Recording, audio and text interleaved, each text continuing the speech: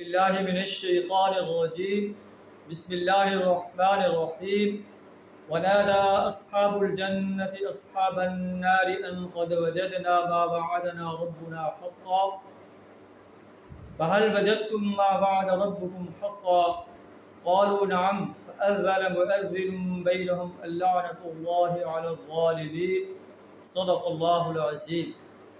سورہ اعراف آیت نمبر 44 آپ کے سامنے تلاوت کی ہے۔ آیت نمبر 44 سے آیت نمبر 51 تک جنتی اور جہنمی انسانوں کا مکالمہ آپس میں بیان فرمایا گیا اور اصحاب الاعراف کا بیان فرمایا گیا۔ اللہ فرماتا ہے کہ ونادى اصحاب الجنت اصحاب النار، جنتی انسان جہنمی انسانوں کو آواز دیں گے کہ ان قد وجدنا ما وعدنا ربنا حقا، اللہ نے ہم سے جو وعدہ کیا تھا کہ تم ایمان اور عمل سارے کرتے رہو تمہیں جنت ملے گی، ہم نے وہ وعدہ سچ پایا۔ کیا اللہ نے تمہارے ساتھ جو وعدہ کیا تھا، کیا تمہارے ساتھ کیا ہوا وعدہ بھی سچ ہوا؟ وہ کہیں گے نعم، ہاں ہمارے ساتھ اللہ نے جو وعدہ کیا تھا وہ بھی سچا ثابت ہوا۔ فأذن مؤذن بینہم اللعنۃ اللہ علی الظالمین، پھر ایک آواز دینے والا آواز دے گا کہ ظالم انسانوں پر لعنت۔ یہ لوگ لوگوں کو اللہ کے راستے سے روکتے تھے، ٹیڑھا پن تلاش کرتے تھے اور آخرت کا انکار کرتے تھے۔ جنتی اور جہنمی کے درمیان ایک فصیل ہوگی جس پر اصحاب الاعراف ہوں گے۔ یہ وہ لوگ ہوں گے جن کے نیکیاں اور برائیاں برابر ہوں گی، تو یہ جنت میں ابھی داخل نہیں ہوئیں گے۔ جب یہ جہنمی انسانوں کو دیکھیں گے، ان کی رسائی جنتی اور جہنمی انسانوں تک ہوگی۔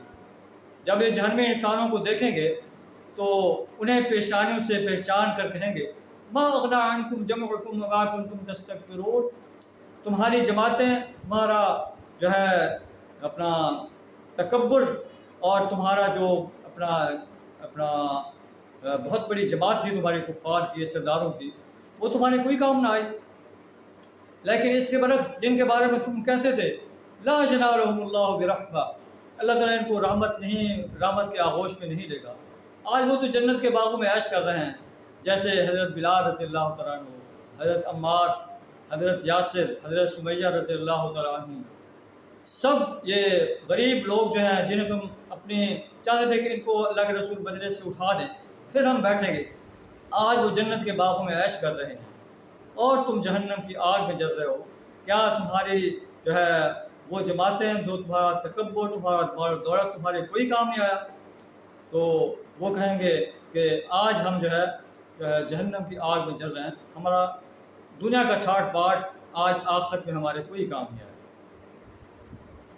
پھر جہنمی انسان جنتی انسانوں سے درخواست کریں گے ان افیضوا علینا من الماء ومما رزقکم اللہ، کہ ہمارے اوپر تھوڑا سا پانی بہا دو، ہم جہنم کی آگ میں جل رہے ہیں، آگ تھوڑی سی بجھے گی ہمارا عذاب ہلکا ہو جائے گا۔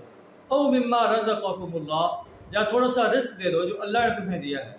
وہ کہیں گے ان اللہ حرمہما علی الکافرین، اللہ نے جنت کا پانی اور جنت کا رزق کافر انسانوں پر حرام کر دیا ہے۔